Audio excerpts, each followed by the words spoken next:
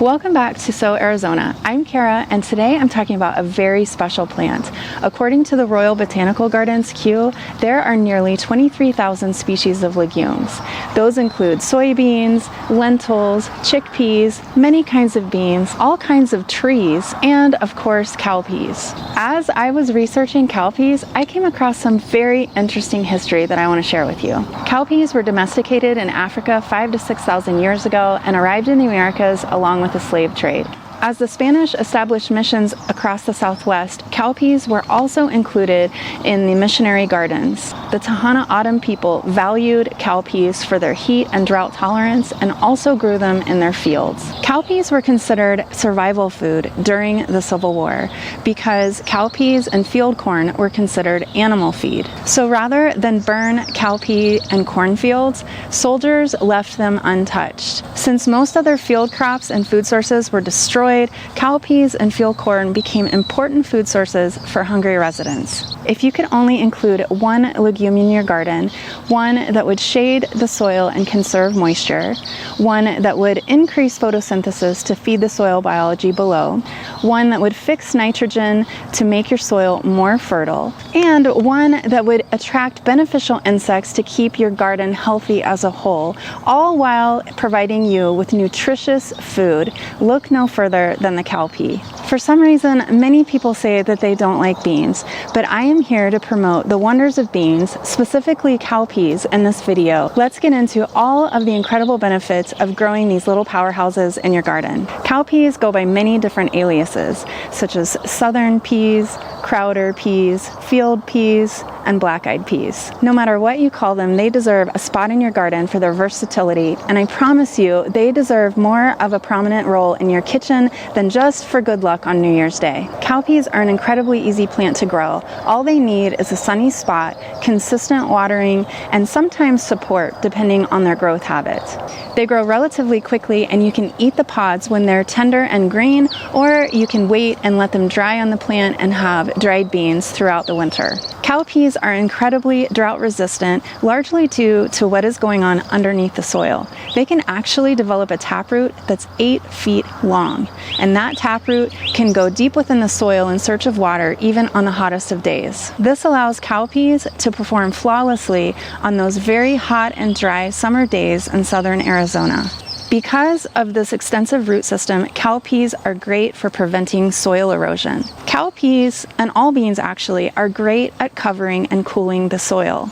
They spread out in a great canopy made of these beautiful, large green leaves that shade the soil. Cowpeas will act as a living mulch that you don't have to buy or spread, preventing weed growth and slowing evaporation. That means less weeding and watering for gardeners, which I don't think any of us would complain about.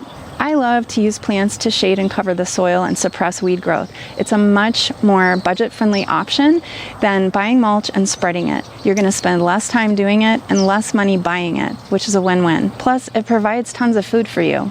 Rather than extracting nutrients from your soil, cowpeas are going to add to it. Cowpeas can produce 100 to 150 pounds of nitrogen per acre. They do this through a chemical reaction, and this chemical reaction takes place because of the interaction of rhizobia bacteria and the root of the cowpea. These bacteria will form nodules on the cowpea root and then will convert atmospheric nitrogen to ammonia. This ammonia is almost immediately converted to ammonium, which is a form of nitrogen that the soil bacteria love. Once ammonia is converted to ammonium, the soil bacteria will then go on to convert it to nitrate, which is the form of nitrogen that plants need to thrive. There is something else that makes cowpeas so special, and that is the presence of extrafloral nectaries. I've talked about extrafloral nectaries in a previous video, but I'll briefly go over it again.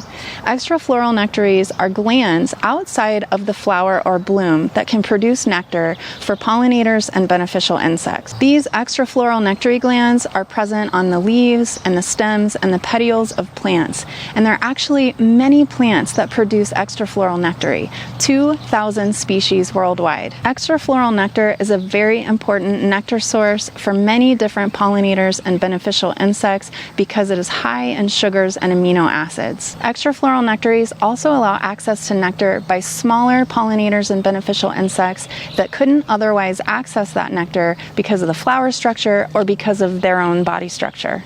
Many of these beneficial insects that come for the nectar will also prey upon pests as a protein source in your garden.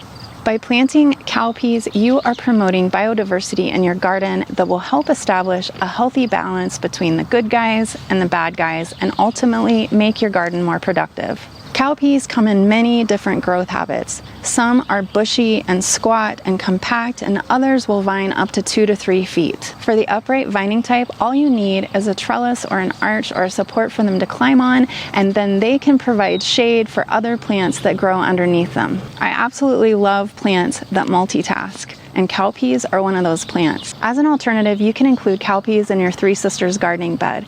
And a Three Sisters garden includes corn as a support structure, squash that grows underneath the corn to shade the soil, and beans that can climb up the corn as a trellis. I've got cowpeas, corn, squash, and sunflowers growing very happily in this bed. The corn serves as a support, the cowpeas are vining up it, the squash is shading the soil, and the sunflowers are adding beauty and attracting pollinators to this garden bed. I include cowpeas in many of my different gardening beds. Here I've got cowpeas growing underneath my okra plants, and they are shading the soil and keeping it moist and suppressing the weed growth. Meanwhile, I'm harvesting a crop of okra above. For several years, I have been growing the Tahana Autumn variety of cowpea. I'm not really sure how to pronounce it, so I'm going to put that up on the screen for you.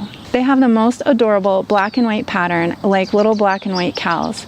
I got my original seed from Native Seed Search several years ago, and I've been saving it ever since. I'm also growing the Bisbee Red variety, and I've been growing this variety for several years as well. They produce really cute brick red beans, and I got these original seeds from Native Seed Search too.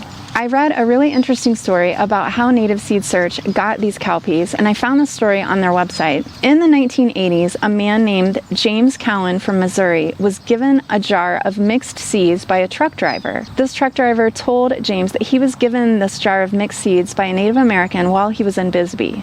James took the jar and he separated out the black and the red cowpeas from the other seeds, and he grew those separately. In 1985, he wrote a letter and included a sample of these seeds to Native Seed Search, and they have been growing them ever since. I think that it is so fascinating to learn about all of the hands that cared for seeds all along the way through history and the stories that are attached to them. New to me this year is the Kahemuni variety of cowpea. I'm not sure if I'm pronouncing that right, so I will put the text on the screen as well.